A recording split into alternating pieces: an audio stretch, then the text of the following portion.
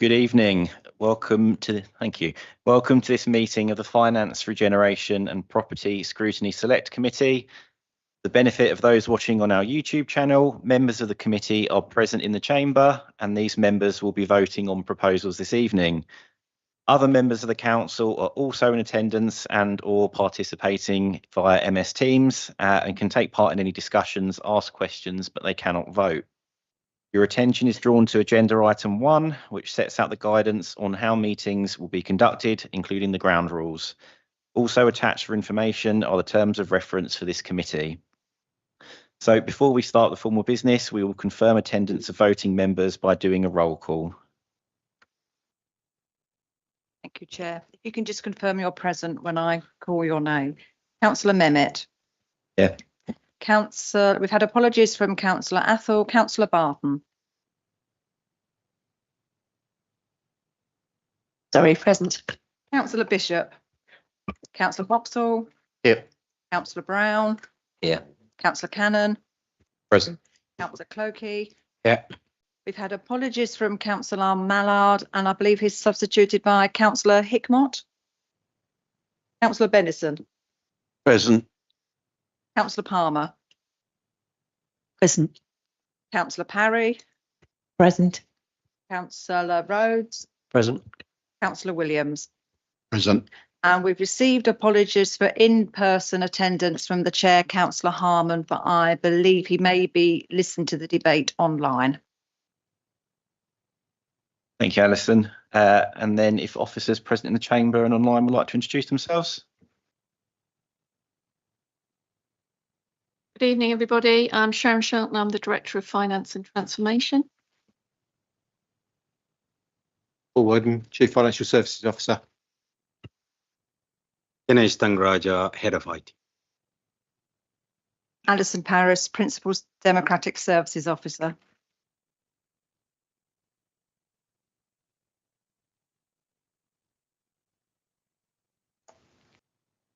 Good evening, Chair. I'm Adrian Stanfield, Director of Central Services. Good evening, Chair. I'm Robert Stiles, the Director of Street Scene, Leisure and Technical Services. Glenn Pritchard, Revenues Manager. Joy Kadike, Head of Legal and Democratic Services. Anthony Garnett, Head of Service, Licensing, Community Safety, Customer Service. Evening, Chair. Dan Hutchins, Procurement Manager for TMT Procurement Partnership. Good evening, Chair. Jeremy Whitaker, Strategic Economic Regeneration Manager.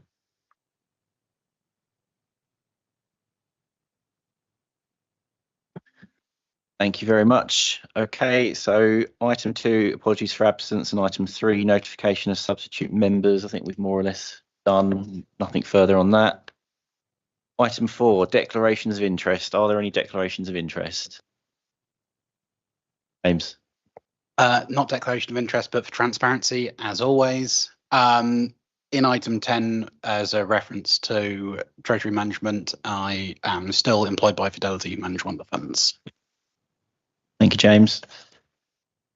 All right, item 5, minutes. So can we confirm as a correct record the notes of the meeting held on 17th of September? Is that agreed? Agreed. Thank you very much. And then item 6, so corporate performance indicators. I think, Jeremy, you're going to introduce this one? Good evening, everyone. Yes, I'll just do a very short introduction to this report. So this is a report setting out the Q2 key performance indicators relating to the finance, regeneration and property theme.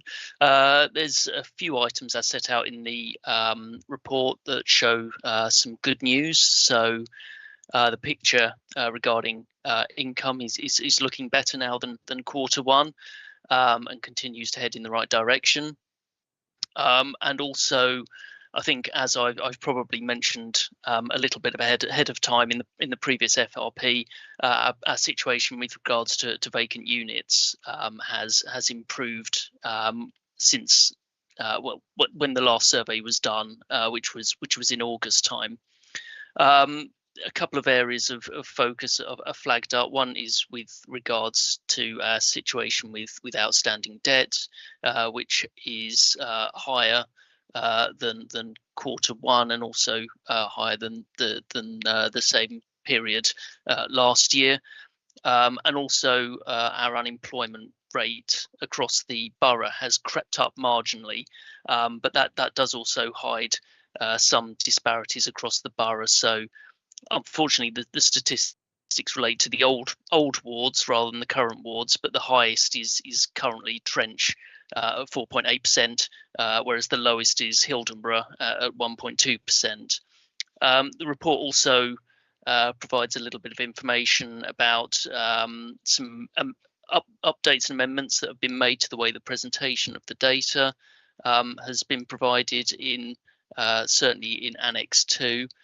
And also the report refers to a cabinet on the 12th of November, because the report was written before that happened, but just to flag up that the recommendations to cabinet were approved for some further changes to the KPIs as well. So that's just a very quick update on the report, really.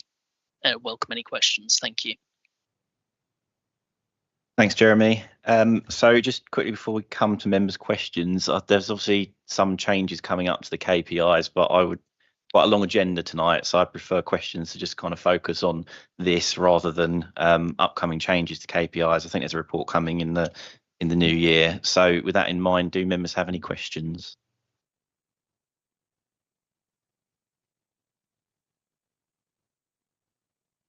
All right then. So the recommendation, I think it's just to note the indicators. Thank you very much. Thank you. Right, item 7 then, the big one of the evening. Sharon, you? Yes, thank you, Chair. This is a report of Adrian Stanfield and myself. It's really just bringing together a lot of, well, it's an eclectic mix, isn't it, of fees and charges across the council. I don't think you could have such a wide range of things. So rather than introduce each item, which is quite particular, perhaps it would be best to go to section 5 and go through each of the headings and see if members have got questions at that point or comments. And then we've got a range of officers online who are here to answer any questions if members have them. So that's what I would propose. Thanks, Sharon. Yeah, I agree. I think that's sensible. I think if we can take these sort of in the order of the headings that they are. So first one, 5.1, legal fees. If there are any sort of questions on that, what I would probably suggest we then do is maybe take a vote on each of them as they come, rather than going through all of them, then going back to the start and doing a vote on them. So if we start with, any questions on legal costs, and then at the end of that, if we can agree that, and then we'll move on to the next one.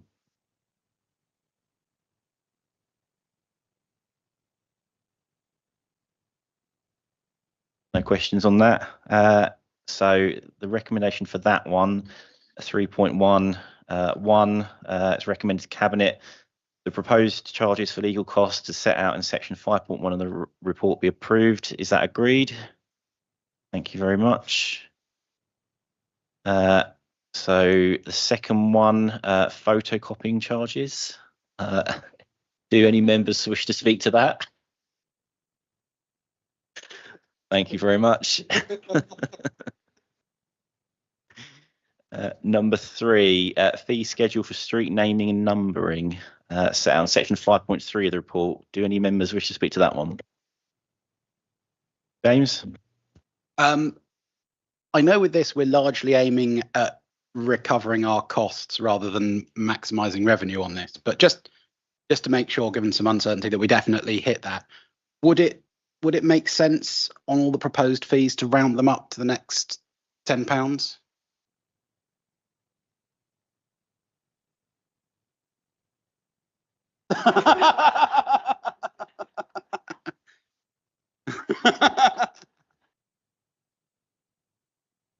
Is that a proposal, James? I'll unless there's any concerns about that, I'll propose that. Thank you. So if we're right then to move on to number 4, so scale of fees for local land charge searches and inquiries is set out in section 5.4 of the report. Wish to speak to that? Yes. It was just as a matter of interest. I saw that it acknowledged as well that we were the highest for the commercial fees, and I just wondered, and I know it said because we were the highest there wasn't going to be an increase, but I wondered if there was a historic reason that we were the highest and whether that might still be valid before we just say that that it shouldn't be increased. Well, I've discussed this with the land charges team leader, and she suggested that it's always been at that rate commercially, and so she would just suggest keeping it at that. So that's basically the information I have on that, because she deals with the charges. As we normally deal with, we normally obviously have to go against personal searches, so we just have to compete in that market. So I think that's basically the rate once she's gone around and checked with other councils like in Kent. Thanks, Joy. Does anyone else want to speak to that? Yeah, Tim. When you say that it's always been at that rate, are we saying that this 351.80 has been, has it been there for some time at that rate, or? Hold on, let me just go back to the page. So that's 351. So I've put down the percentage. I think it's been that rate at similar to other councils. That's what I meant. So she's just suggested we leave it at that, just because of all the changes and the fact that we are at the moment having certain, obviously competing with others in the market, and just because we've also had a point where we've had some of our con searches being taken over by land registry. So we're just saying we probably will get to review this at some point, but we're just trying to raise some, obviously not raise some income, but keep it at a reasonable rate, and so therefore that's why we put it at that rate. I can always go back to check with her, but unfortunately I don't deal with the land charges side of things. I've got an officer who is more experienced in dealing with that, and she said that that's probably a recommended rate, and which we've agreed with finance. I just really, has it not changed over the last 12 months or 24 months? Because that was the impression I got, that it had been at this level for some while. I did put down the rate of increase that we've had, and I'm just going to go back to it. Sorry, 1 second. I'm looking at the document I've prepared, and I think I put down the percentage. Sorry, I'm looking at this, and yeah, so I've put down here. So the commercial con fees are staying at 351.60. So that's what it's been the past year, and I think I've got the rates for last year somewhere. I can pull that up, but the rates for last year have stayed the same with this year. So that's what it was last year. All right, thanks, Joy. Chris, happy? Yeah, thanks, Chairman. I was just pointing out it's at 5.4.7, but the officers just pointed that out. That it's going to remain at 351.60. Yeah, sorry, I just found out 5.47. But I've got the rate that went through last year, and that's the same. It's remained at 351, just for obviously being able to compete in the market with others who also people can go to rather than come to the council. All right, thanks, Joy. Paul? I've just quickly brought up last year's agenda, and the commercial combined search was 351 in 23-24, 24-25, and being proposed. So it has remained the same level for the last 3 years. Yes. Yeah, thank you. Thanks, Paul. Thanks, Paul. All right, so are we right to go for the recommendation? Is that agreed? Thank you. So point 5, fees and charges related to Tunbridge Castle as set out in section 5.5 of the report. Any questions on that one? Mark? Thank you very much. I'm not a member of your committee. I've just got a question about the doubling of the cost of the evening charges for Tunbridge Castle Chamber. I just want clarification. Is that because we're currently making a loss on that because we have to have a member of staff available to open up and lock the doors at the end? Thank you. Anthony, are you okay to address that question? Yes, Chair. It's purely because if we have an evening meeting, we have additional costs with security that we have to engage for the duration of the meeting. So depending on the nature of the evening meeting, we would work out the cost with the prospective organiser. We have meetings that last 2 hours to a paranorma that go right through the night. So, Chairman, there are variable costs that we have to consider. Thanks, Anthony. Beth? Hi. When did we find out that they weren't going to be able to do the repair work in November, December? Was there not time to reschedule and has anything been able to? So I understand there were no bookings being taken at the castle for November, December because of the work that was planned, and now this has been moved to January through to April, May time. Has nothing been able to be booked in now because there wasn't enough notice, or is it that because the repair works are needed to be done, it's not suitable to have anything being held there? And it just seems like a long time to not have any revenue from that side of things. Anthony? Certainly, Chair. The Illuminate Christmas at the Castle event was starting to be set up last week and runs until obviously the last day of this year. If the building works were to be carried out, we were going to have scaffolding around the entire curtilage of the castle building, and of course that would then have to be a sterile site with very limited access.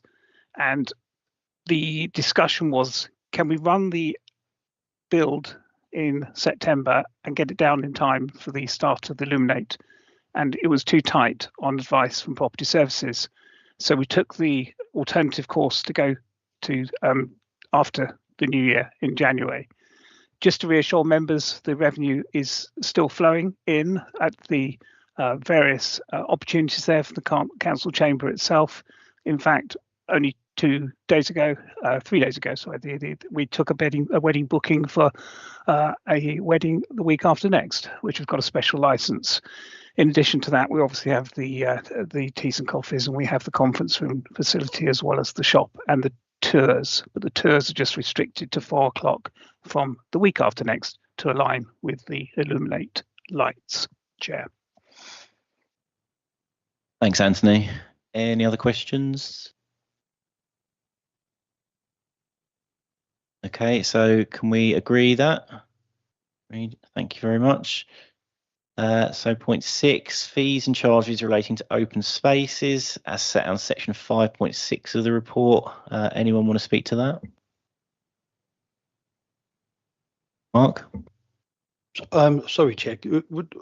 I wanted to ask a very quick question about section 5, about Tunbridge Castle and the ability of the delegation of decisions. When we have a couple of schools in Tunbridge which don't actually have school fields, and they use the castle field. They use the Bailey lawn for events occasionally, and they have asked me to ask whether there is scope for them to have access to that area for free, because they do not have a field of their own. And I just wondered, is there delegation of discretion available for that?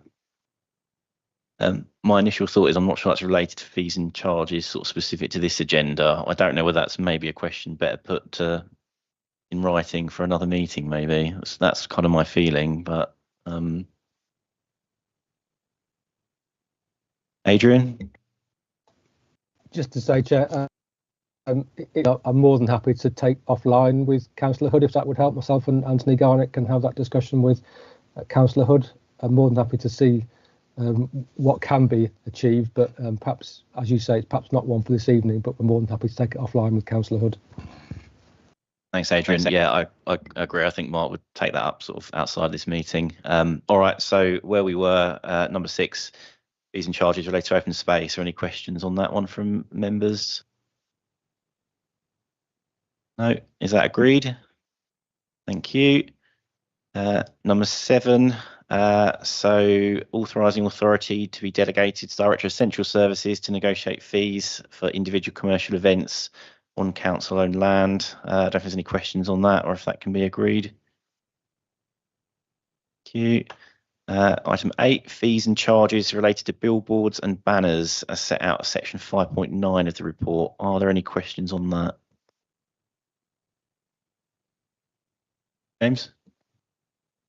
I understand why we're introducing a fee for charity use. It costs us money to put the posters up and take them down again. But just looking, we are proposing to put the community costs up, some of them trebling them, but we're not increasing the commercial rates. If I'm reading this correctly, is there any scope to increase the commercial rate and maybe use some of the funding we get from that to lessen the increase we make on the community charges? So that's a question to officers, I suppose. Is there a good reason for not increasing the commercial rate? Chair Anthony, I'll take that one. Just for members' information, the 3 categories of commercial, community and charity for the billboards, which are around the outside of Tunbridge, we have 10 different charities that have taken up the advertising to date this year. We have on the community 7 different organisations and no commercial income on the boards. Most of the commercial negotiations, members, for events do encompass not only the land charges and associated costs, but also a lot of additional costs. And I'll give you an example with the Illuminate this year, where we have done a package to increase the fees revenue for us and are hiring out a number of sites for banners for them to put up this year. They do not advertise on the billboards. So I'm open-minded on that one, Chair, but at the moment we do not have an uptake on that since the events obviously have come across Directorate since February, and it's something working with the media team to promote all aspects of event fee income, but very happy to take members' direction. Thanks, Anthony. So just so I'm clear, I guess what we're saying is there's not a huge take up of these outside of specific events that we're sort of arranging anyway through other kind of fees and charges. And I suppose the issue might be if we raise these too much, they might just not be commercially attractive for people to want to hire adverts. Is that kind of just what we need to bear in mind? Chair, in the current format of these billboards, yes, the focus has been to grow the event revenue. There is always opportunity for separate marketing campaigns and value propositions to be put in place to develop the commercial product and proposition. So it is not something that we're saying no or leaving alone. It's an opportunity for Tunbridge and Morling to grow that revenue. Thanks, Anthony. So I guess my view, if we're looking to grow this, is maybe start off, see where it goes, and then if it is sort of successful, perhaps reconsider at a later meeting. But I don't know if you have a proposal. No, I think there's no, as it stands, there's no revenue there that we can try and increase. If anything, we may find it's because we're trying to charge too much. I would hesitate to suggest cutting them, but at the moment they don't bring any money in anyway. All right, thank you. If no one else got any questions on that, can we agree that? Thank you. So last one, amount of costs charged to recover unpaid council tax and business rates debt. I guess that's just more for noting, but 5.10. Any questions on that one?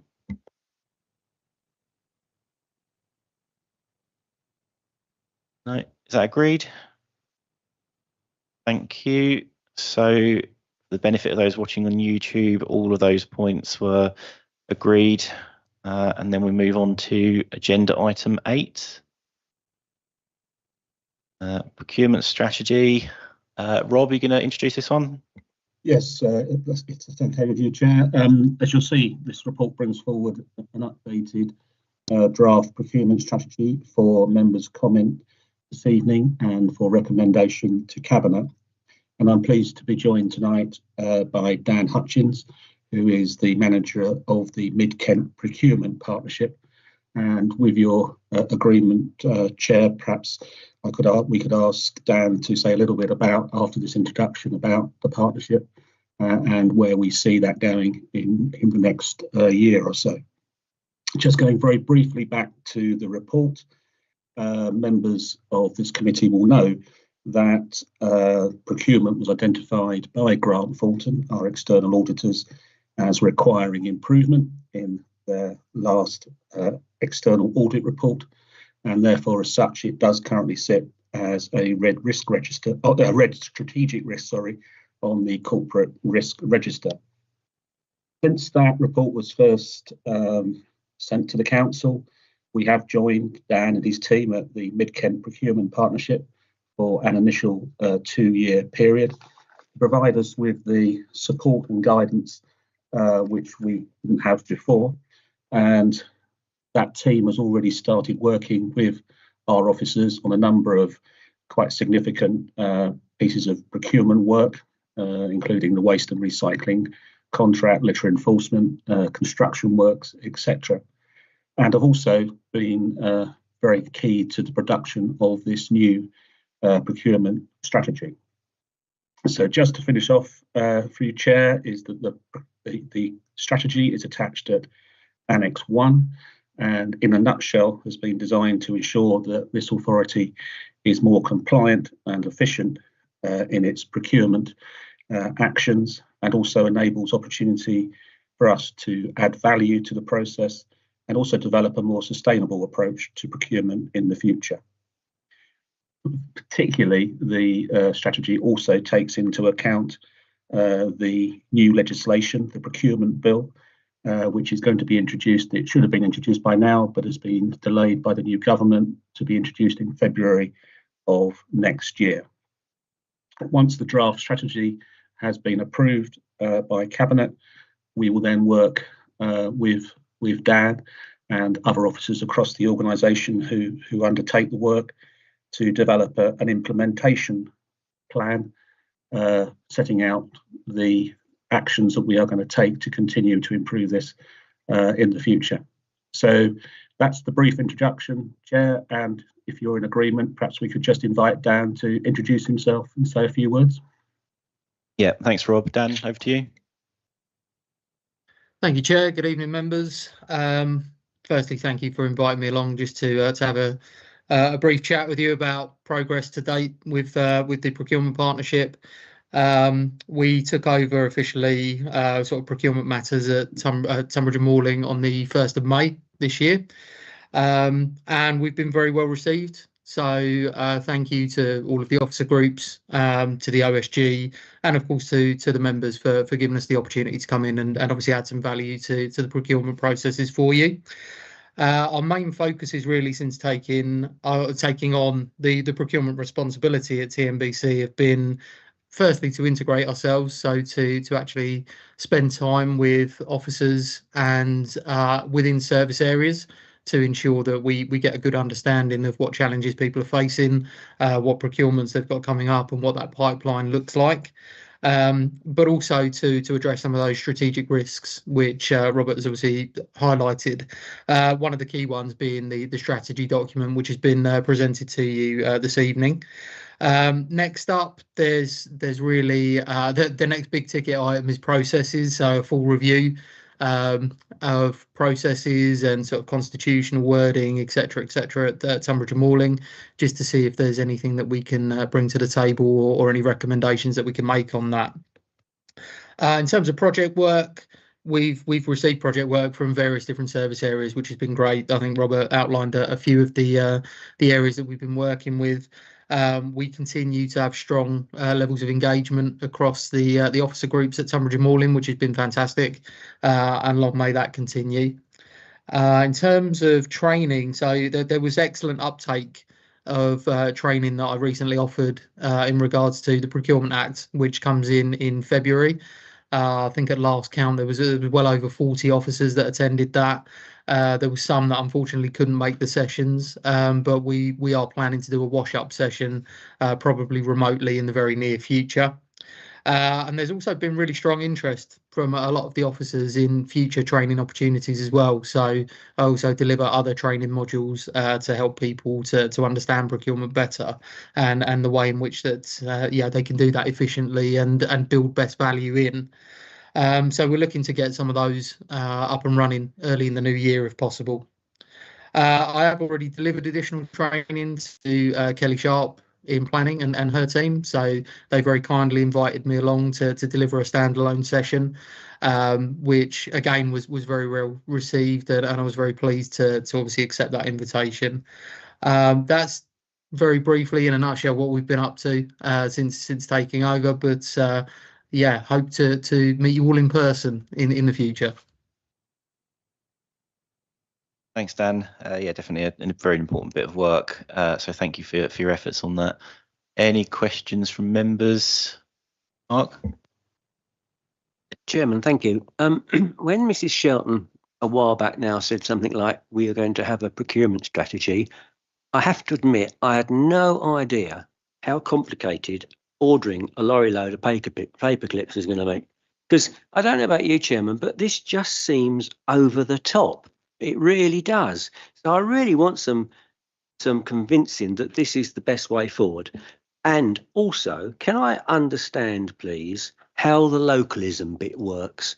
Does it mean, for example, that we would get all our paper clips from, I don't know, Johnson & Johnson in West Malling, and another borough council will get their paper clips from someone else, which seems to go against the matter of trying to get whatever they're getting at a bulk price, for example. Thank you. Thanks, Mark. Dan, Rob, whoever's best to answer that, please. Probably Dan. I should imagine he's very passionate about procurement, so can particularly answer the first one. And yeah, I mean, the localism area, if you could pick that up as well, Dan, that'd be very helpful. Yeah, absolutely. I think the procurement strategy that we've outlined there is obviously it's very top level, so it's our strategic aims for the course of the next 3 years. In terms of it being over the top, obviously you've looked at quite a granular example there in terms of ordering a pallet load of paper clips. Of course, we have contracts in place that would deal with that, stationary contracts, etc. For me, the document is speaking to that strategic direction. So where do we want to move the procurement service over the course of the next 2 to 3 years? A large degree of that focus is around sort of sustainability, and obviously localism comes within that as well. What we mean by localism is trying to spend as much money as we can locally, but whilst still keeping a very keen eye on best value. So we're trying to ensure that we keep as much spend local as we possibly can, whilst ensuring that compliance is obviously adhered to as well. For me, I'm obviously heavily invested in the procurement strategy, having written it. Very happy to take comments, but as I say, it needs to be taken in context, which is that it is a top level roadmap for where we'd like to take procurement over the next few years. Thanks, Dan. Any other questions? Thank you, Chair. Just a point of note, the strategy seems very good, and apologies if I missed it, but it'd be good to understand how much it costs and what the projected saving is over this time. This is a finance committee, so if you want us to agree to sign up something, what would those numbers look like for the council? Dan? Yeah, very difficult to say is the honest answer. So it's obviously with trying to project any sort of savings, we're almost looking into a bit of a crystal ball. Unfortunately, nobody foresaw sort of double-digit inflation only a year ago, etc. So we are very beholden to the marketplace and obviously to the specific sort of industries within which we place contracts. For me, our main sort of focus is always delivering best value. So we take each contract and each procurement on merit, and we assess it and we put it out to market in the best possible way to achieve that value. And by that, we don't just mean that we'll place it with the cheapest possible bid, because as I'm sure all members would probably agree, there are certainly occasions where you get what you pay for. So if you buy cheap, you get cheap. So for us, we look to balance that. So we look to balance the cost with the quality, with the timescales in which we need things delivered, as well as things like our sustainability agenda, and obviously trying to promote social value as well. So there aren't any sort of hard and fast figures that I can provide to you on that, because I would literally be trying to stare into a crystal ball, unfortunately.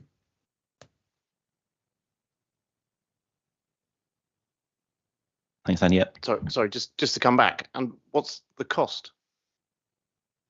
The cost of what? Sorry. Well, entering into this agreement or progressing with this, obviously there is a cost, and one has to outweigh the other. So what does that look like? So in terms of, sorry, yeah, go on. I was just going to say that the cost of us entering into this agreement with, you're calling yourselves TMT now, I think. We are, yeah, we are. It rolled TMT off the tongue a little bit easier, to be honest. I think was 89,000 a year. Yeah. So there isn't a specific cost of introducing this strategy, but we've already committed to joining the partnership, which gives us far more than just this strategy. It gives us advice on a daily basis, training, etc. Rob? That's great. Sharon's answered the question. Oh, sorry. That's sorry. Just a quick question on member training. Is that expected in 2025? Dan? I can certainly deliver some member training in 2025. I think the audit committee wants some. Yeah, that's absolutely fine. I'm sure that we can identify some dates that will work, and I'll be more than happy to put something together for you. Great, thanks, Dan. Mark? And thanks. If are we tied through you to Sharon? Are we tied into this for 2 years? Oh, yes, we've agreed to join the partnership for 2 years when we've committed money to do that. Thank you then. And all I was going to ask then was maybe in a year's time it can come back and we can just see how it's getting on. I'm pretty sure that's the intention anyway, so yes. Well, through you, Chairman, I'm more than happy to, if members wanted to put that forward, that we would do an annual review report back to either audit committee or this committee. More than happy to do that.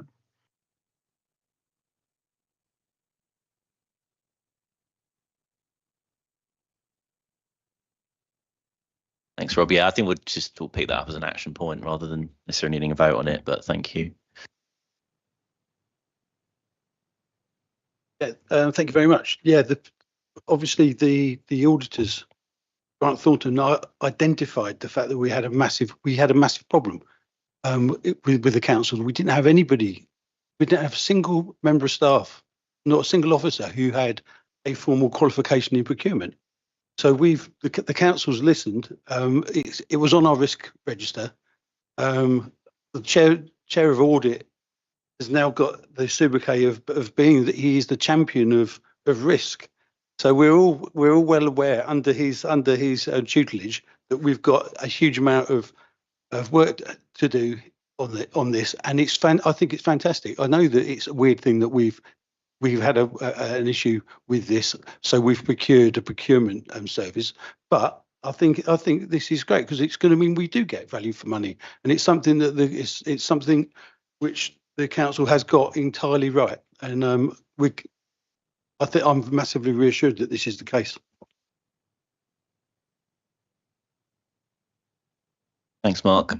Rob Stars, your hand up. Oh, I've got my name right this time. That's good. I just wanted to perhaps invite Dan to just explain the team that he has, because when we looked at this, we had the choice of having our own officer or joining the partnership. And I think it's just worthy of note tonight that if Dan could just explain what we actually get as part of our package in that regard. Yeah, of course. Yeah, I'm more than happy to do that. So we did undertake some cost analysis on that in terms of if you were to go and hire somebody at my level, so a procurement manager almost, or a senior procurement officer, the on cost wouldn't be too dissimilar, shall we say, to the team makeup that you now have access to. So we actually work out only marginally, I think, more expensive, but you now have access to 5 officers. So you have me looking after the sort of strategic bits and pieces, as well as obviously getting involved in the day-to-day and doing project work. I have 2 senior procurement officers who are very, very capable, both studying for their SIPS qualifications. I'm already SIPS qualified and accredited. And I have 2 junior officers, so 2 procurement officers in training and development roles. So they've come on basically with a view to growing their career within procurement. So we're trying to grow our own. That's our kind of ethos, so that we can promote from within in future years. So yeah, between the 5 of us, we've got you very well covered. Put it that way. Thanks, Dan. Does anyone else want to speak? James? I just wanted to add to the chorus of voices from audit members here, who are happy that the risks being addressed, and just to ask, how closely does this align to the strategies for the procurement partnership partners? Say that. It aligns in the majority of ways, to be honest, in terms of the actual scope of what we're trying to deliver over the next 2 to 3 years. But it has been taken in isolation, and it has been therefore made into a Tunbridge and Malling specific document. So Robert and the rest of OSG have had a chance to review the drafts that we put forward, suggest and make changes. So there have been some changes that have been made to the strategy that has been agreed at Tunbridge Wells and at Maidstone, but a lot of the content has remained the same. Thanks, Dan. Anyone else?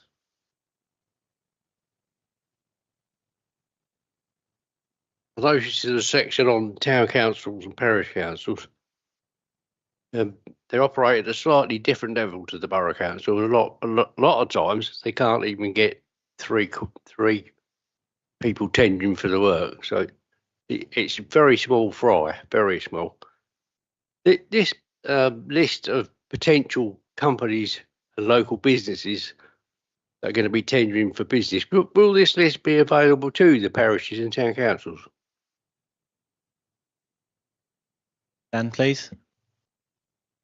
That's really a decision for you guys. We're going to put together the list and we're going to manage and maintain that list. But if you would like that to be available to the other parish councils, etc., personally, I have no problem with that. But that would be a decision that you would need to make.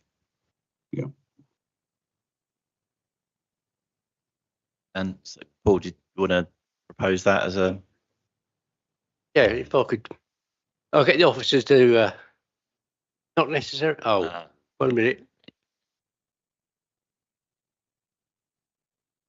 The wording. I'm looking for wording. That parish councils are allowed access to the list of companies and commercial companies that are put together.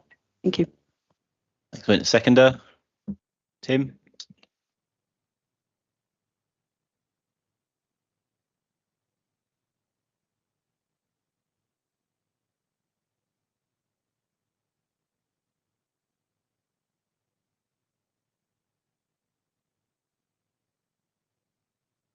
All right, so if we have a vote on, firstly, basically just, proposing that that list be available to town and parish councils, if we can do it by show of hands.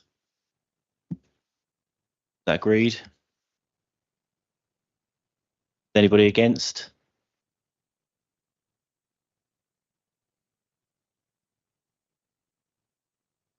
Thank you.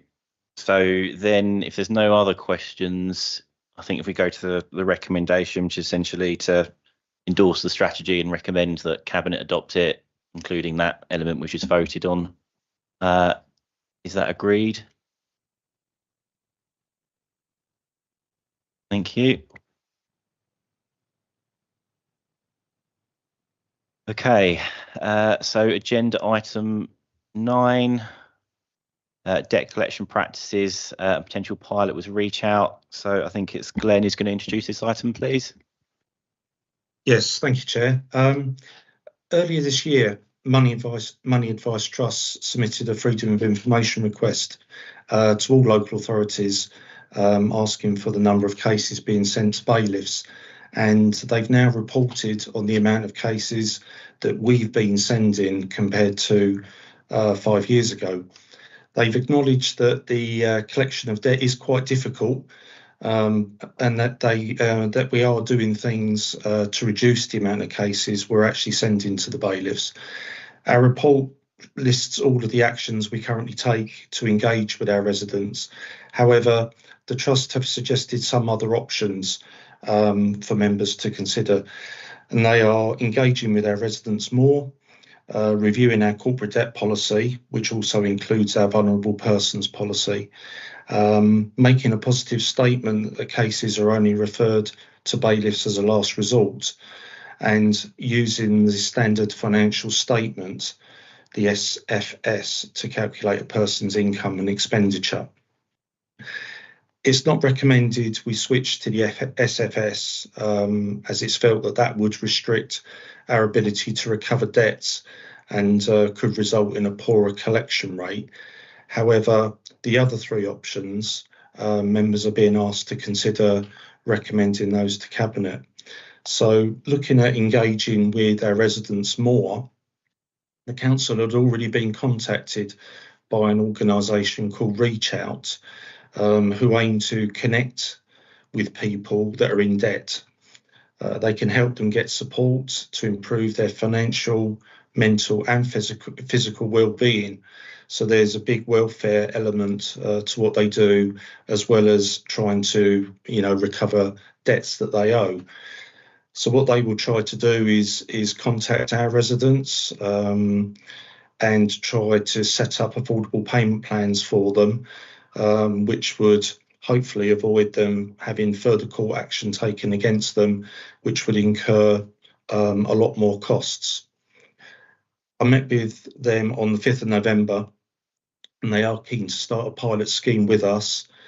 They're asking for 1,000 cases to be sent to them to undertake a 10-day telephone campaign to engage with our taxpayers. They'll also be using text, WhatsApp, letters, a variety of options to try and make contact with the people. Each case we send them costs a flat rate of £7.50 to cover their costs. Residents that want to engage with us will be passed through to us, to my team, and we will work with them to set up payment plans to try and address their debt. And at the end of the campaign, we'll get statistics from Reach Out showing how positive the engagement was with those residents. They've already had pilot schemes, so they've already undertaken this exercise at some other councils, namely Walsall and Folkestone and Hythe. Folkestone and Hythe saw a nearly 30% positive engagement rate and almost £30,000 in one-off payments as a result of that campaign, and they've now got many more of these residents on payment plans that had previously not engaged and weren't paying anything. We've already identified a set of debts that could be suitable if members agree to go ahead with this, and those debts totaling £370,000 with an average debt per case of about £700. Reach Out have advised that the number of cases is negotiable, And as the full cost of the pilot scheme falls fully on the council, members may wish to recommend a lower amount, say 500 cases. This reduced number would still give us a good overview of engagement rates, and we would target the highest debt accounts for the scheme to achieve the best outcome for the collection. Just to reassure members, signing up to the scheme won't impact on our ability to recover the debts, because if anybody breaks arrangements or doesn't engage, then they'd still be considered for referral to our bailiffs. So the report shows recommendations at paragraph 3, and obviously happy to answer any questions. Thanks, Chair. Thanks, Glenn. Wendy? Thank you, Chair. I'm glad to see that you have noted the Martin Lewis, last Wednesday on his show, and that you've actually put some extra steps in there. Can I just ask, when you go through in 5.3, from the first missed payment to the bailiff's / court action, what sort of timescale are we looking at? I mean, are we talking months, or what sort of timescale would that be over? Yeah, what we do in the real world is it takes months to get to that stage. Theoretically, you could do it really quickly, which I think is what Martin Lewis said in his programme. But realistically, it would take months.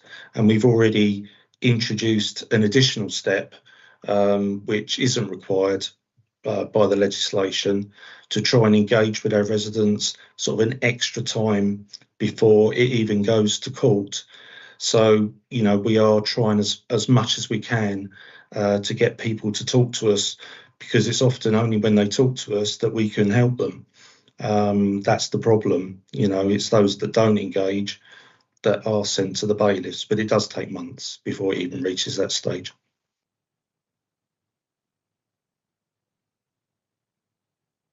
Thanks, Glenn. Beth? Thanks.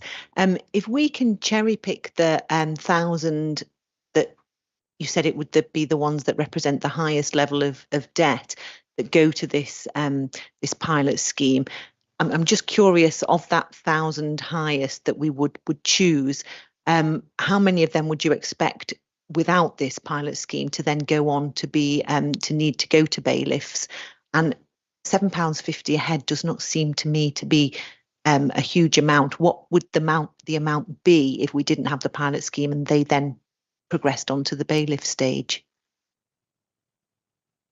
Well, dealing with the costs, if they go to the bailiffs, the fees are prescribed now by legislation, and the initial cost is £75 to the taxpayer, rising to £310 if bailiffs attend the property.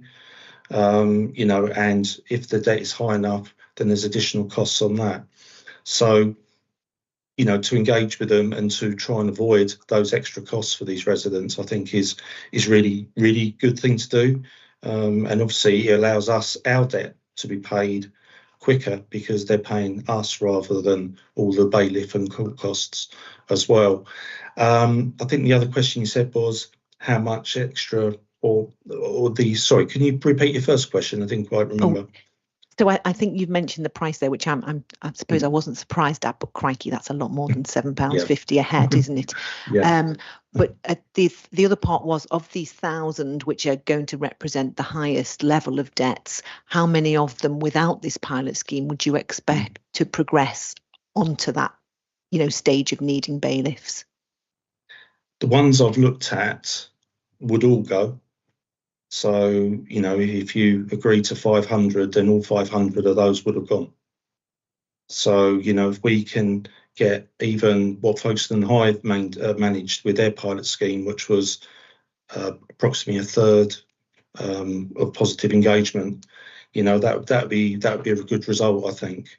But we already do a lot of other recovery actions, so a lot of our debts are already going through the recovery process in other ways. So the ones that aren't currently having any action done aren't that many, but would be sufficient for the pilot scheme. So, you know, without any engagement, we are limited, and they would all go to the bailiffs. Thanks, Chair. Just to add something to that, really, as Glenn said, it's going to bailiff can be very expensive for the taxpayer. It costs nothing to us as the council. So I think we just have to, so it will cost us £7.50 a case by doing this pilot scheme. If it goes to bailiff, it costs the council nothing. It costs the taxpayer an awful lot of money. So there is a difference between the two things. We do not like having to send debts to bailiff. Let's be clear about that. That is not what we want to do. But what we have to remember is we have a duty on behalf of ourselves, of council, parish councils, fire authority, etc., etc. We have a duty to collect debts, the statutory debts, and we have a duty to collect them. So if we can't get them in the normal way, then we have to resort to whatever measures we've got available to us. And going to an enforcement agent is one of those options. This pilot is really an opportunity to try and, dare I say, educate people as well. If we can engage with people and educate, signpost them, because some people will not engage, and therefore it's almost burying your head in the sand, I dare say that. And then the next thing is you've got a bailiff knocking on your door. If we can somehow intervene and engage with these people, and they don't want to engage with the council, but they might engage with a third party, that might help them. And that's why Glenn used the word welfare. There's a welfare angle to this as well, to get them on a better track with their debts, etc. So just coming back to it, £7.50 a case, and the cost, as Glenn said, falls wholly on Tunbridge, which, to be honest, I think is a good price to pay as a pilot. And Glenn suggested perhaps 500, which I'm agreeing with him on, because obviously the more you do, the more cost there is. And we don't specifically have a budget. We've decided we can rustle up some money from an existing budget and move it across. But the more we try and do, obviously we don't necessarily have funds available. But what you have to remember is we are collecting, as I said, council tax on behalf of many other bodies, but the cost of collecting that falls entirely on us. So if we collect £100, we only keep £14 of that, and the rest of it goes to somebody else. So you just have to weigh that up as well. So I think, just my view, it's obviously up to members to make a decision, a smaller pilot, just to see how we get on, I think would be good value for money for us. And we can always extend it to more people if it proves successful. Thanks, Sharon. I've got quite a few members waiting to speak, so we'll come to some others first. James? I think that partially addresses one of the points I was going to make, which was to say, been asked for a pilot of 1,000, we're suggesting 500. I understand wanting to maintain the risk, but it might be worth us saying an initial tranche of 500, and if initial results are promising, a phase 2 of another 500, so we can approve it at this point. I did have a question about the standard financial statement versus our own financial statement. If I understand correctly, two key differences are: one, we're collecting employer details, which I fully understand. The second is, and correct me if I'm wrong here, the SFS contains some standard spending guidance and the assumption that we wouldn't challenge the person who's filling it in's spending below that guidance, and that's where where a large part of the concern is around debt recovery. And I know this was discussed by the Kent Recovery Group. My question is, when this was discussed and this concern was raised, did the group have data on that? Had there been comparisons between use of SFS in other authorities versus non-SFS or authorities that had picked it up before and after? Or is this just a sort of, we don't have data, but we think this is what would happen kind of situation? Yes, thank you, Chair. Yeah, when we discussed it, it was quite a while ago. It was early on, I think, when the SFS was sort of first being sort of suggested we use. Not many local authorities have signed up to it, I'll be honest. I think there's only about 50 local authorities have signed up to it in the whole country out of 320 odd, I think it is. So it isn't very well used. And I think the reason for that is what we discussed at the group, which was it does have its limitations and allows people to put in an amount.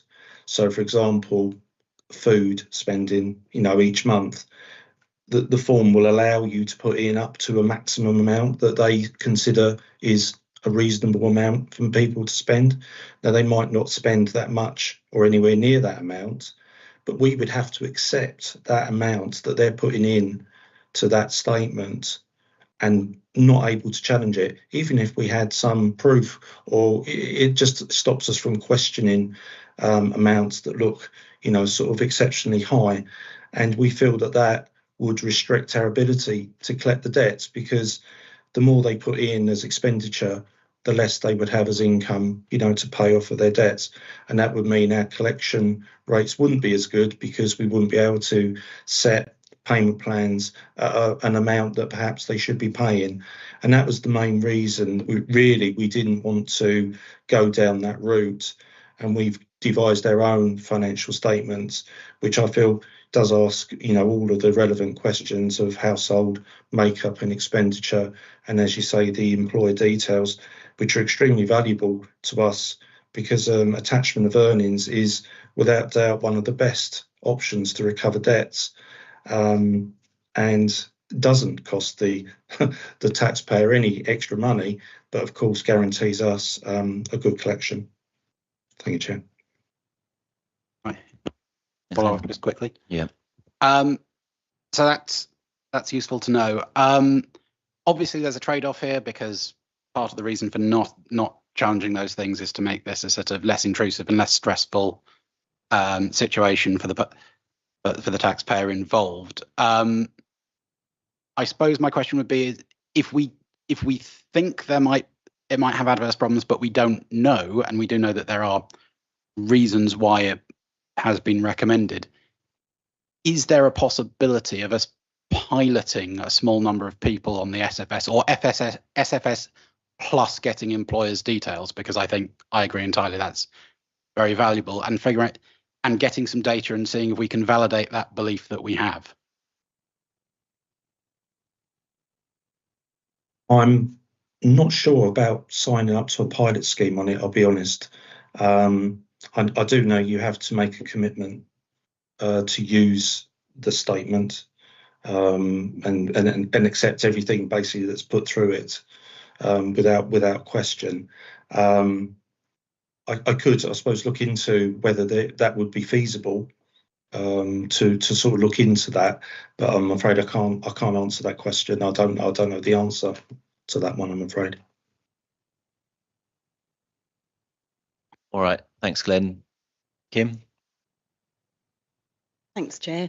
I really just wanted to highlight that our team do a fantastic job in collecting debt, and our collection rates run at over 98%. So, they're doing a fantastic job on their own, but that doesn't take away from the fact that the council tax arrears run into several millions of pounds. And so if this company were able to help us in bringing in at least some of that, then it would be a fantastic job done. So I just really wanted to say thank you to the team, because they are doing a really good job, but there's still a lot of money that does need to come in, and any help we can get in that with that is to be commended, I think. Thank you. Thanks, Kim. Paul B. Well, thank you. Just a really quick question. I know at 7.5, Reach Out are talking about 1,000 pilot scheme at £7.50. Does that rate go up if we reduce the pilot scheme to 500, or have we got commitment that stays at £7.50? No, they've said it'd be £7.50. They said the amount of cases is negotiable. Now, I think 500 would be an amount I could negotiate with them, but they've said for the pilot scheme it will be £7.50 as a flat rate. Thanks, Glenn. Tim? Just how much time does this £7.50 earn in relation to days, weeks? Okay, so it's a 10-day campaign. So that's what they would do. So they would try and contact all of the cases that we send them over 10 days, try and get people to engage. It hasn't been worked out yet how it would work after that, but the way we discussed it, that people that do want to engage positively would then be referred to my team, the back office team, and then we would speak to them. So it would be us that actually makes the arrangements with the people. It wouldn't be Reach Out. Their goal is purely to get people to talk to us and also to offer them help. So the initial campaign is 10 days, but the whole process to actually get people set up and trying to, pay us and get them back on track, will take a longer period of time. Thanks, Glenn. Paul H. Yeah, thank you. I'm just reading the recommendations, and it does say that they're going to engage with these people financially, mentally, and physically. I'm just wondering that when they say engage, do they actually mean, do they go and see the people, or is it a phone call? Is it a letter? Because some of these people that we're trying to get the money from, which is what we should be doing, and I'm not arguing about that, are vulnerable people, and perhaps they can't read, or they don't understand what we're trying to do. So how do we sort of cope with that situation? Please.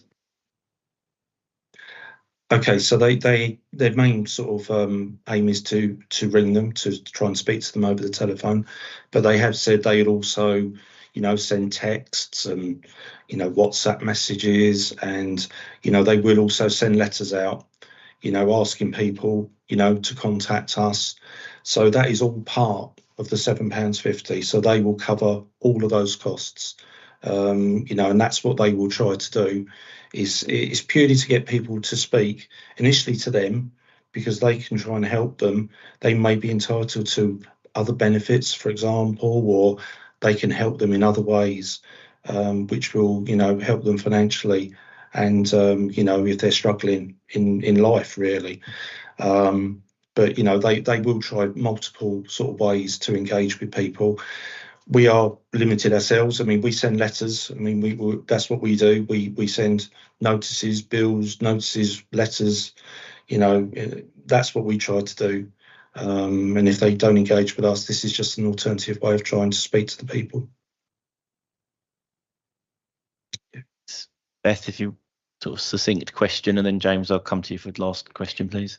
Yeah, just to say, really, I feel quite enthusiastic about this. I think, as both Sharon and Glenn have pointed out, it's not just about the debt recovery side from our point of view, which does seem to be good value for money. I would be interested to know after the pilot scheme whether how much the charge would go up from £7.50, but the chance to engage with people and help them look at their bigger people and bigger picture and help them with that, I think is fantastic. So no question as such, but yeah, I think it sounds great. James? Thank you. Last small thing, and it's on point 3 of the recommendations.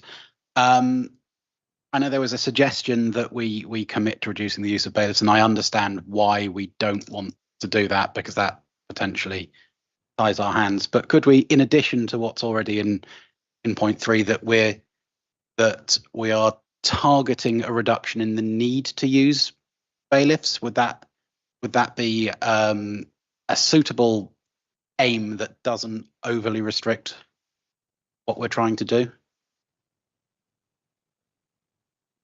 Thanks, James. Glenn, any sort of comments on that, please? Yeah, I mean, we do try other methods of recovery. What we always do is look at ways we've collected debts in the past. So, for example, an account may have not paid for years, and we would always look to see how they've paid in the past or how we've recovered the debts in the past, either say through attachment of earnings or deducting their benefits, for example. They would be the first routes we would go down initially. So yes, we would always try to reduce the amount of cases we send to the bailiffs. It's just those that don't engage with us are the ones that we have no other option to refer to the bailiffs. So yes, we'd always try to reduce the amounts. Thanks. Can I then suggest that can I propose we add the point 3 in addition to the text there? We target a reduction in the need to use bailiffs to recover debt. Do you have a seconder?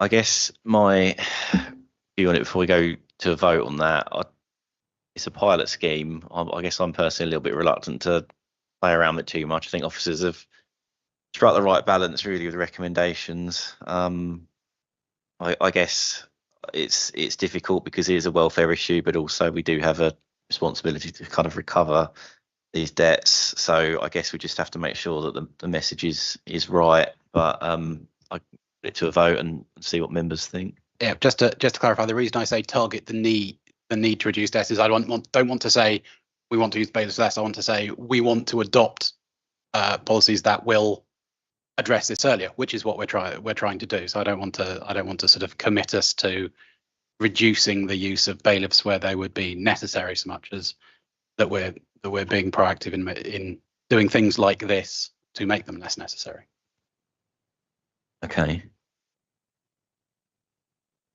Tim? When would we expect to see a report, the outcome of this decision? Finance, that be the... Well, your recommendation, whatever that is, will go to Cabinet, will go to Cabinet December, but be your decision, Kim, I'm not sure. So we're probably not looking starting this until January, probably.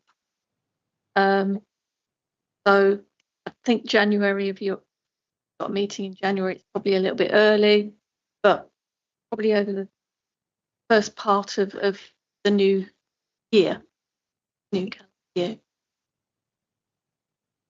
Sharon, yeah, I think it's definitely important to sort of get feedback on how this is. I don't know if we necessarily need another recommendation on it, or if it's just something that we'd sort of expect to kind of see anyway. So, okay, so if we want to go to the vote on the amended wording suggested by Councillor Clokey, do we have it, Alison? Do you want to read it out again, please?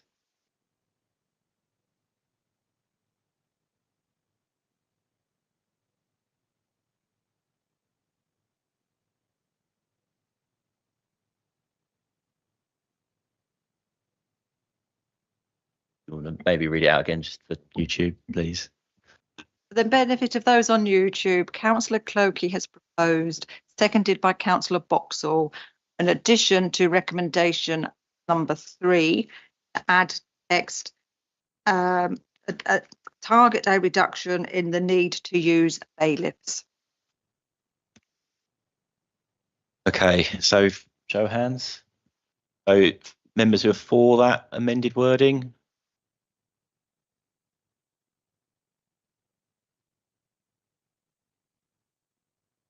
Against?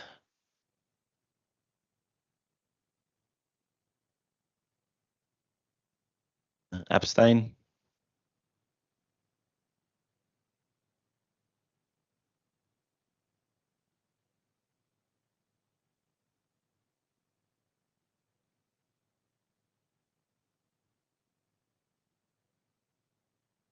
Oh dear. Right. For the benefit of those on YouTube, that vote was carried. There were 7 in favour, 5 against, and 1 abstention.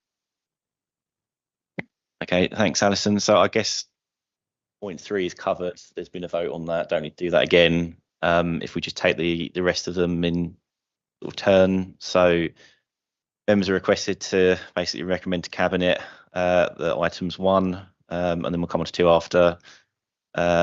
Is sort of carried forward. So are we happy to recommend to Cabinet item 1? Can that be agreed? Thank you. And then item 2. Thank you. Right, so both of those were agreed.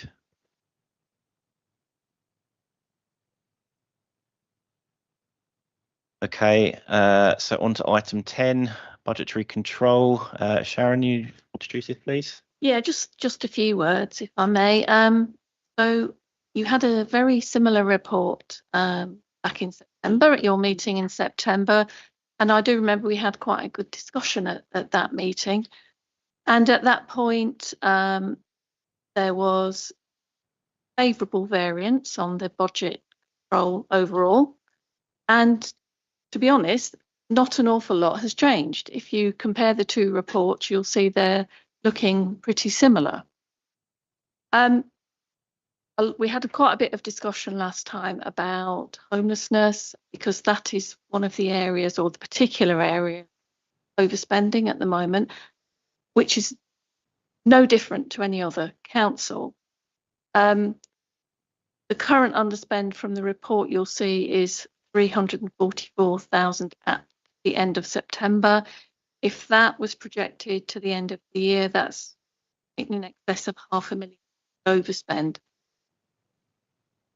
The reason the overspend has come down slightly against the report that we put to you in September is that the housing team is really trying very, very hard to find the most cost-effective units that they can, properties that they can, to keep our costs down. So that's good news, albeit we are still overspending. Fortunately, because our treasury management investments are still doing well, that's covering the cost of that overspend. So overall, we're in a positive position, and all other things being equal, we should be well. So I think nice swing. That in terms of our capital spending, we're actually effectively underspending at the moment, because one of the biggest projects is about the Gibson building, and that has been delayed, albeit I think due to kick off again probably. So there will be some slippage on that, but it's an enormous amount of money, of course, and silver lining is that we are able to keep the money, invest it, and earn money on it.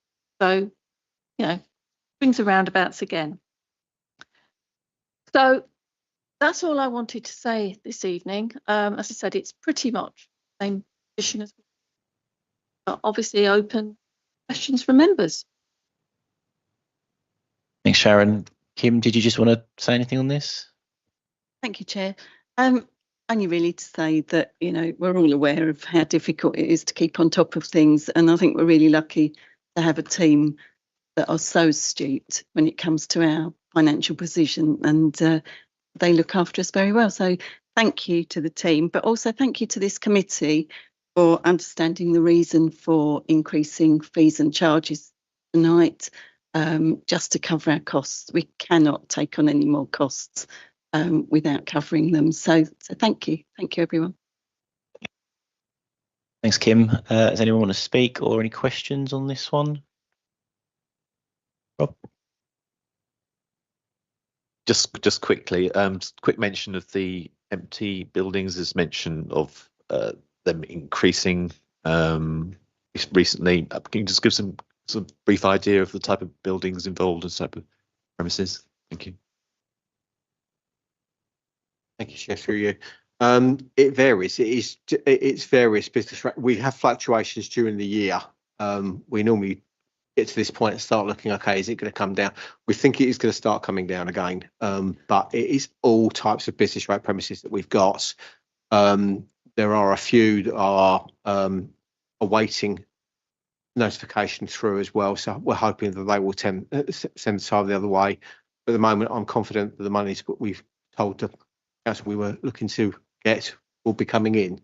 So that's it, and we monitor it monthly on that basis. And it is just, there is an increase, but to actually go down, I have to go down to the individual types of properties, and there are quite a few. Thanks, Paul. Any other questions, Mark? Yeah, obviously I'm not a member of your committee, but I do think these are really, really useful, these reports. Is it possible that these are going to be a standing item for this committee in future? Because I think it'd be really worthwhile if it was. Through you, Chair. The plan is I've set up a timetable for these, so they will be coming back. The next report, actually, the next committee, you won't get a report because our revised estimate that we send to the overview of scrutiny is basically our year-end position and forecast of where we think we're going to be. You'll then get a report on the outturn once we've got through the outturn position and everything else. So we will try and keep things up to date on that to make sure that things are being regularly reported to both to yourself and Cabinet. Thanks, Paul. Anyone else? I'd suggest then, so I think it's for noting, obviously there's 3.1 to 3.4, but I would suggest maybe we note them collectively, given there's a fair bit more on the agenda still to go through. That'd be agreed? Thank you.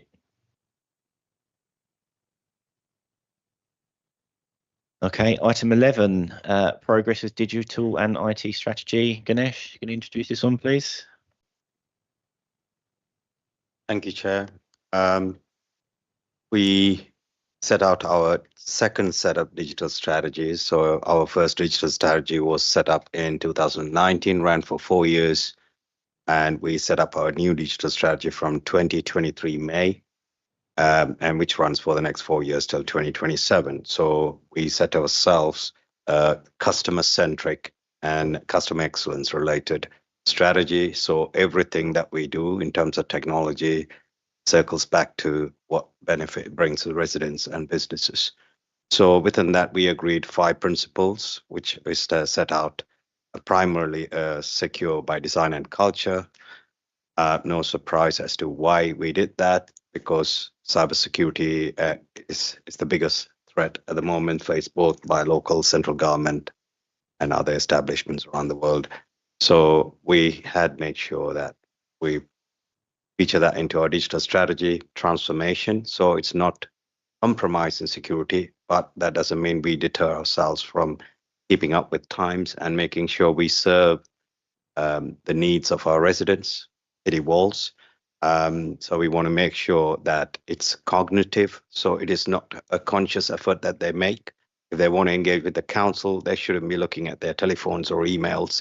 They should be able to engage with us in a very responsive manner, similar to how they would deal with an Amazon or online banking or anything like that. So we set ourselves to achieve that. We also wanted to step outside of, instead of just servicing the demand, we wanted to manage the demand. So we don't want them coming to us for everything in a way that they have to pick up the phone or email. They're able to get the information that they want from the council at their convenience at any time, almost at a 24/7 basis. So we want to manage demand. And then the efficient workforce, we want to make sure that our workforce are able to work efficiently. We want to make sure that reflects back on the customer's experience of our services. And similar to, we want to make sure that our strategy and the investment in technologies also helps economic growth locally. And we have set up progress, and there is a roadmap, and the councillors can see the roadmap and how we are progressing towards it from 23-24 and then to 24-25. One of the things that I would like to mention here is that since doing this report, there has been further progress. So there are a few more ticks to be put on those roadmaps. One of the mention-worthy one here is that the government has introduced a cyber awareness framework, and all councils at some point will be mandated to follow this.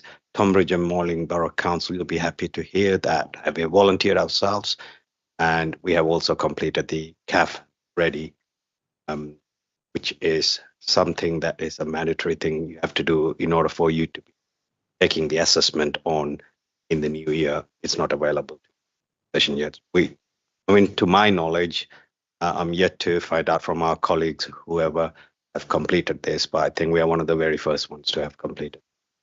We have also achieved PCI DSS compliance, which means we can take credit card payment. There are no security issues in our residents making any payments to us as an agent.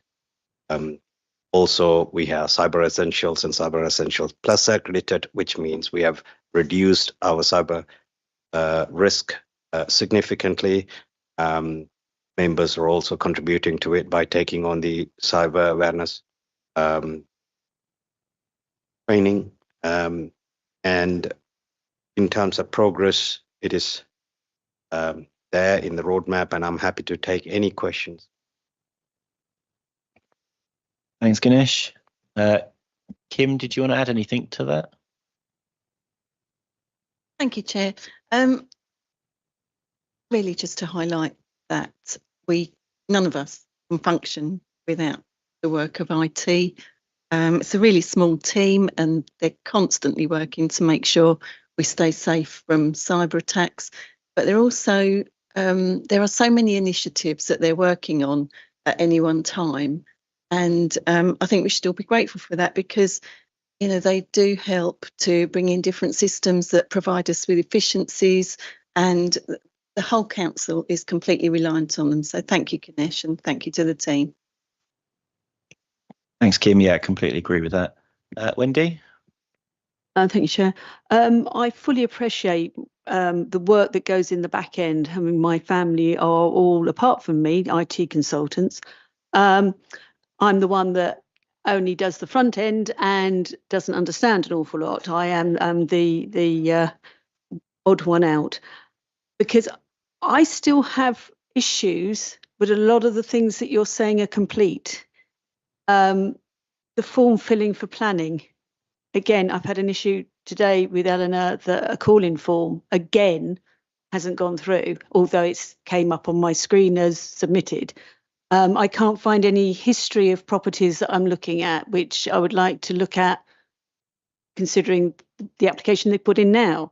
The BI, the Power BI for the enforcement, every time I look at it, it comes up with a different form, and I'm not sure what I'm looking at, and it says it's updated to that date. And I know there's things that should be on there that aren't. So if it is updated, it's falling out the back end somewhere. So I appreciate that there are a lot of things going on, and transferring over onto a new system is, there are a lot of hiccups. There always are a lot of patches to be done. But yeah, from the front end, it's falling over. So I think we need to try and pick up the front end first, please. Thank you, Chair. If you look at the 23-24, the new cloud environmental planning and housing system Agile has not been ticked, and that's the one that is giving you those forms. Yes, we are working closely with the team and the vendors to make sure that is brought to a successful completion. But in terms of the Power BI, we had to, what it says here is for us to set up the platform in order for us to produce those reports and dashboards that can be utilized. So in terms of looking at the Power BI, again, the data comes from Agile systems, and if that is not being implemented or completed as yet, the chances are that we are waiting for the data to be available in order for us to write those Power BI reports. But the good thing is Agile system with some standard Power BI reports, which may or may not suit us, but we have been given the administration rights to alter them as we please.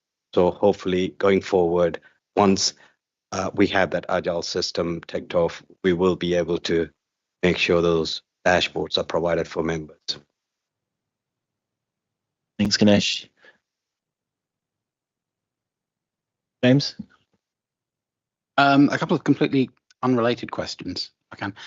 Just on the reference on climate change, we've noted the reduction in our carbon footprint. I just wanted to check, when we move functionality off-premise into the cloud, do we still account for the carbon footprint of the cloud service provider? And the second one was in relation to the disaster recovery and resilience. I see we've got the immutable backup, and that's great. How much, if we had a catastrophic failure and we needed to use it, how quickly do we think we can recover? How much trouble would there be with in-flight transactions when things went down? And how have we tested that we can recover back to a good state? Really, we haven't turned the entire council off and on again to see if it worked. Thank you, Chair. Very good questions. So firstly, if I can look at the carbon footprint, yes, absolutely. We take as to what was being utilized when we were on premise. We look at what is being utilized when we are on the cloud, irrespective of whose environment that is. We calculate meticulously as to what is being used, and the difference is 73. It is quite significant. Kilotons, 30 per annum. So we're quite proud of contributing towards that, given the smaller size of organization. The next question is regarding immutable backups. Okay, so again, immutable backups, for those who are uninitiated or coming from my immutable backups, means they are different from the normal backups. We have normal backups for day-to-day management of our services. So if there was to be a system error or anything, we are able to restore them. But immutable backups is quite special because they get stored in completely unrelated environment. It has no direct connections to our infrastructure. So they are purely to ensure that we don't face the potential outcomes of the likes of Haringey and a number of other authorities. So we find ourselves in a situation. It is not a matter of reducing the risk or of recovering from a catastrophe. So how often do we test it? We test it on a regular basis, at least biannually. We are able to restore systems at different times with a snapshot, and to make sure we are able to triangulate that with checks and balances of what the current system is. What we think we can do on a worst case scenario is to make sure that we are able to recover within the hour of the incident. How long would it take for us to set up shop and start servicing our public again? It's what the CAF readiness is all about. The reason that central government is bringing this is to make sure that cyber incidents are becoming the norm, how we recover from it. So honest and accurate answer will be coming out of the CAF assessment. But if you ask me, we are talking about hours, days, if that answers you. Thanks, that's really useful. Thanks, Ganesh. Any other questions from members? No, I think that's just an information report. So moving on then to item 12, work programme 2024-25. I see attached for information. Future items can be suggested by liaising with the chair of the committee. And obviously, on the off chance there are any suggestions tonight, again, members will be asked to submit these via email to the chair and scrutiny officer for consideration. So I don't think there's any questions on that. Right. Okay. Good. All right. Moving on to item 13, urgent items. I think there are any urgent items. And then item 14. So also got to move to part 2 now. So I would like to move that press and public be excluded in the remainder of the meeting, if that can be agreed by everyone. Thank you. And then obviously the YouTube stream to be stopped, please.